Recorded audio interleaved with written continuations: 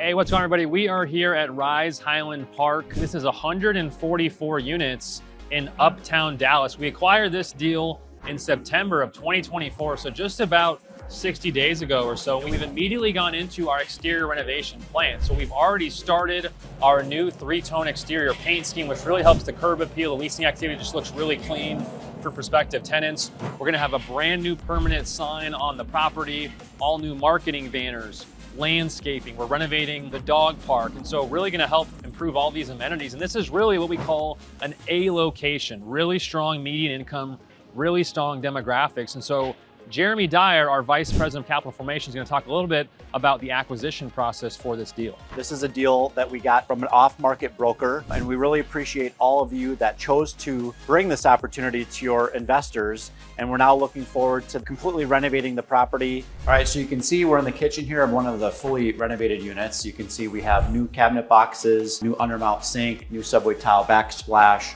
stainless steel appliances. We're 4 units now fully renovated at this property, and the plan is to continue to crank up those renovations on into the near future. If you're interested in opportunities like these, where we're making a measurable impact and driving investor returns, reach out to us today at rise48equity.com and learn how you can partner with us today.